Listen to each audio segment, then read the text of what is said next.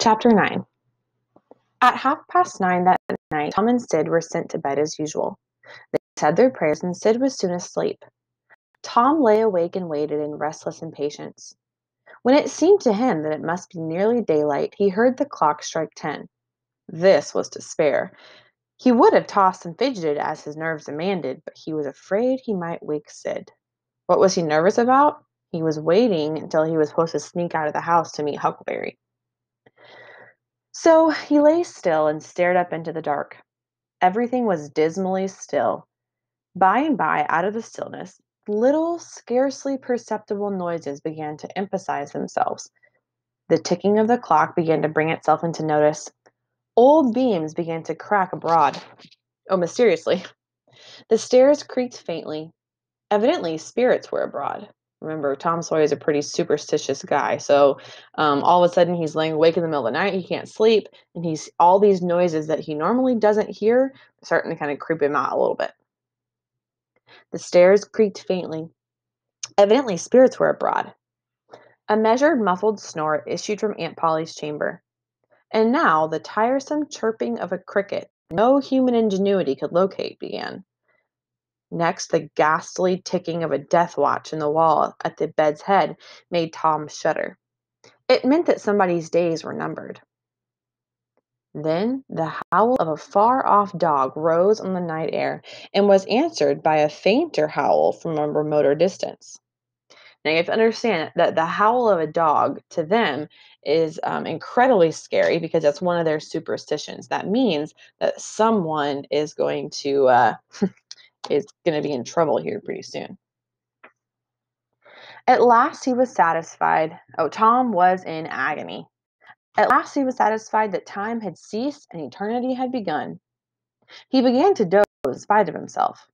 The clock chimed 11. That's when he was supposed to meet Huckleberry, but he didn't hear it. And then there came, mingling with his half-formed dreams, because he was falling asleep, a most melancholy caterwauling, which means a bunch of noise. The raising of a neighboring widow disturbed him. A cry of, "Scat, you devil!" and the crash of an empty bottle against the back of his aunt's woodshed brought him wide awake. In a single minute later he was dressed and out of the window and creeping along the roof of the L on all fours. He meowed with caution once or twice as he went, then jumped to the roof of the woodshed and thence to the ground. Huckleberry Finn was there, with his dead cat. The boys moved off and disappeared in the gloom. At the end of half an hour, they were wading through the tall grass of the graveyard. Okay, so remember, Huckleberry and Tom had agreed to go to the graveyard in the middle of the night. They were supposed to meet at 11. Evidently, the neighbors saw Huckleberry Finn kind of creeping around in the yard out back, and he was the one that, or she was the one to say, "Scat, you devil!"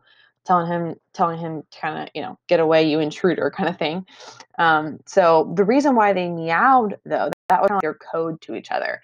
Instead of having to, yell to one another and having someone overhear them, they would make a sound. They would do like a cat meow because that was a pretty normal sound. So they were hoping that if somebody heard them, they would assume it's just cats and not actually boys going to get in trouble. It was a graveyard of the old-fashioned Western kind. It was on a hill about a mile and a half from the village. It had a crazy board fence around it, which leaned inward in places and outward the rest of the time, but stood upright nowhere. Grass and weeds grew rank over the whole cemetery. All the old graves were sunken in. There was not a tombstone on the place. Round-topped, worm-eaten boards staggered over the graves, leaning for support and finding none. Sacred to the memory of so-and-so had been painted on them once, but it could no longer have been read on most of them now, even if there had been light. Okay, so what we get here is the author is describing kind of an old, rundown, dilapidated graveyard. Okay, not much is in good shape there. Everything's falling apart.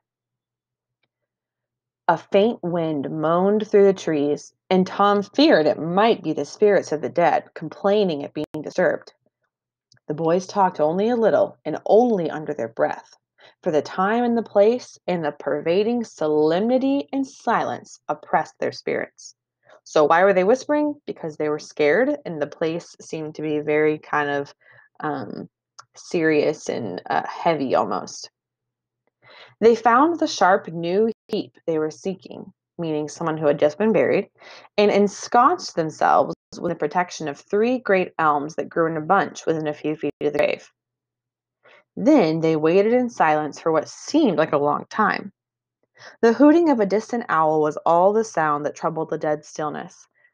Tom's reflections grew oppressive. He must force some kind of talk. So he said in a whisper, "Hucky, do you believe the dead people like it for us to be here?" Huckleberry whispered, "I wished I knowed. It's awful solemn like, ain't it?" "I bet it is." There was a considerable pause while the boys canvassed to smatter inwardly. Then Tom whispered, "Say, Hucky, do you reckon Hoss Williams hears us talking?" Hoss Williams was a civilian that lived in their village that had recently died. "Of course he does. Least his spirit does," Tom said after a pause. "I wish I'd said Mr. Williams. But I never meant any harm. Everybody calls him Hoss." Why does he say, "I wish I'd said Mr. Williams"? Well, if Hoss Williams really is listening in, he wants to make sure he's polite to his dead spirit. That way he's not going to be mad at him.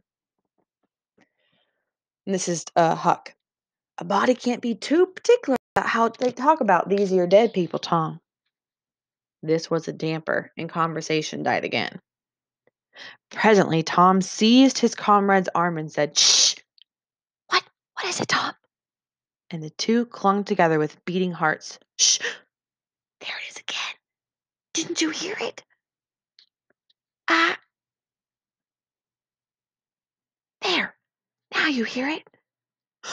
"Oh, Lord, Tom, they're coming. They're coming, sure. What do we do?" "I don't know. You think they'll see us?" "Oh, Tom, they can see in the dark, same as cats. I wished I hadn't come." Okay, so what is Huckleberry saying they can see in the dark? Who is he referring to? Well, the dead spirits, of course. So here's Tom. "Oh, don't be afeared. I don't believe they'll bother us. We ain't doing any harm. If we keep perfectly still, maybe they won't notice us at all." "I'll try to, Tom, but Lord, I'm all a shiver." "Listen." The boys bent their heads together and scarcely breathed. A muffled sound of voices floated up from the far end of the graveyard. "Look, see there," whispered Tom. "What is it?" "It's devil fire. Oh, Tom, this is awful."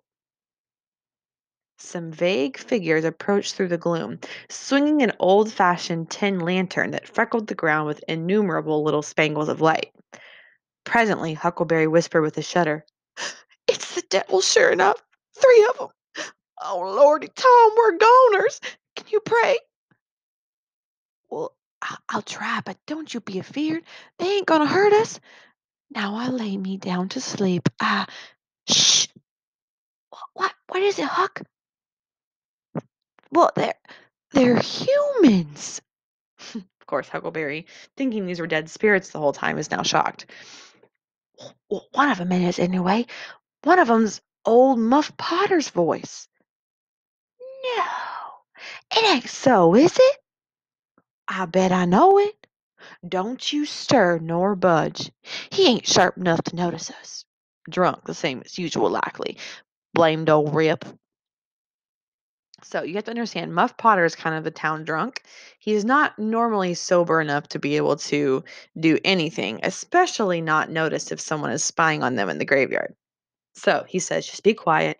I'm sure they're going to go away. They won't even know we're here." Okay, so here's Tom. "All right, I'll keep still. Ooh, now they're stuck. Can't find it. Oh, here they come again. Oh, now they're hot. Cold again. Hot again. Oh, red hot. They're pawing right there this time. Say, Huck, I know another of them voices. It's Injun Joe." Okay, so this slang word Injun Joe is Injun, Injun, is slang for Indian. Okay, so he's talking about a man named Joe who is of an Indian descent, basically. Okay, and he does not have a good reputation among the town. So here's Huckleberry. That's so? That murdering half-breed? I'd druther they was a devil's a dern sight. What can they be up to? The whisper died wholly out now, for the three men had reached the grave and stood within a few feet of the boy's hiding place. Here it is, said the third voice, and the owner of it held the lantern up and revealed the face of young Dr. Robinson. So the three men that Huckleberry and Tom run into in the graveyard that they think are spirits are Dr. Robinson, Injun Joe, and Muff Potter. Potter and Injun Joe were carrying a hand barrow with a rope and a couple of shovels in it. They cast down their load and began to open the grave. The doctor put the lantern at the head of the grave and came and sat down with his back against one of the elm trees. He was so close the boys could have touched him. Hurry, men, he said in a low voice. The moon might come out at any moment. Why would he not want the moon to come out? Well, it was dark right now, but if the moon came out and shone light on them, anybody who was nearby would be able to see that they were basically digging up someone who had just been buried, which is against the law and creepy. They, as in Injun Joe and Muff Potter, who were the ones doing the digging, growled a response and went on digging. For some time there was no noise but the grating sound of the spades discharging their freight of mold and gravel. It was very monotonous. Finally, a spade, or one of the shovels, struck upon the coffin with a dull, woody accent, and within another minute or two the men had hoisted it out on the ground. They pried off the lid with their shovels, got out the body, and dumped it rudely on the ground. The moon drifted from behind the clouds and exposed the pallid face. Pallid meaning white, basically how you would describe someone who has just passed away. They're kind of white and pale, and they look dead. The barrow, or the wheelbarrow, was got ready, and the corpse placed on it, covered with a blanket, and bound to its place with the rope. Potter took out a large spring knife and cut off the dangling end of the rope, and then said, "Now the cussed thing's ready, Sawbones, and you'll just out with another 5, or here she stays." "That's the talk," said Injun Joe. Okay, so you have to understand what Muff Potter just said. He says, "Okay, look, we got this body for you. Now you got to pay us another $5, or I'm not moving it anymore." Okay, so Muff Potter and Injun Joe are trying to pull more money from the doctor. "Oh, look here, what does this mean?" said the doctor. "You require to pay in advance, and I paid you." "Yes, and you done more than that," said Injun Joe, approaching the doctor who was now standing. "Do you remember 5 years ago? You drove me away from your father's kitchen one night when I come to ask for something to eat, and you said I weren't there for any good. And when I swore I'd get even with you if it took 100 years, your father had me in jail for a vagrant, meaning criminal. Did you think I'd forget that? The Injun blood in me ain't in for nothing. And now I've got you, and you gotta settle, no?" Okay, so here Injun Joe brings up the past. Okay, when Injun Joe was younger, living in the village, the doctor and his father lived nearby to him. And Injun Joe was poor; he didn't have a lot of food. He came to their house begging for something to eat one night. Well, the doctor and his family said, "No, we're not going to help you," and so he was sent away. When Injun Joe got upset about that, they called the police, and Injun Joe was thrown in jail. So he's been holding a grudge against the doctor and his family for all these years. And now he says, "Did you think I forget about that? So you're either going to pay us the money or I'm going to make you pay." Let's move on. He was threatening the doctor with his fist in his face by this time. The doctor struck out suddenly and stretched the ruffian on the ground. Potter dropped his knife and exclaimed, "Here now, don't you hit my pard!" And the next moment he had grappled the doctor. The two were struggling with might and main, trampling the grass and tearing the ground with their heels. Okay, so at this point, Injun Joe and the doctor were in a fight. Muff Potter says, "You ain't gonna fight my friend without me." He jumps in. Okay, Injun Joe kind of backs off and takes a break. So Muff Potter is fighting with the doctor while Injun Joe is kind of watching over what's going on. Injun Joe sprang to his feet, his eyes flaming with passion. He snatched up Potter's knife that Muff Potter had brought with him and went creeping, cat-like, and stooping round and around the combatants, seeking an opportunity. All at once, the doctor flung himself free, seized the heavy headboard of William's grave, and felled Potter to earth with it. Okay, so he basically so Engine Joe's kind of walking around and around, almost like a ref inside of a wrestling ring kind of thing. Okay, he's watching as the Doctor and Muff Potter are fighting, wrestling each other. Okay, and in just a second, the Doctor grabs the tombstone, basically the wood board that was part of the grave of the man they just dug up, and he whacks Potter over the head with it so hard that he actually knocks Muff Potter out. Okay, and then we're going to move on. And in that same instant, the half-breed, being Engine Joe, saw his chance and drove the knife all the way to the hilt into the young man's breast, the doctor's breast. The doctor reeled and fell partly upon Potter, flooding him with his blood, and in the same moment the clouds blotted out the dreadful spectacle, and the two frightened boys went speeding away in the dark. Okay, so Tom and Huckleberry have just witnessed a murder. They had no idea that was going to happen. It just so happened the same grave they were going to do their cat spell with the warts on is the exact same grave these three men were coming to dig up the body. Presently, when the moon emerged again, Injun Joe was standing over the two forms, contemplating them. Okay, so he's standing up looking at Muff Potter, who's been knocked out, and the doctor, who is now dead. Or about to be dead. The doctor murmured inarticulately, gave a long gasp or two, and was still. The half-breed muttered, "That score is finally settled, bleep you." Okay? Which, again, this is just obviously saying, curse you kind of thing. Then he robbed the body. Okay, so now Injun Joe has murdered the doctor. Muff Potter is still knocked out.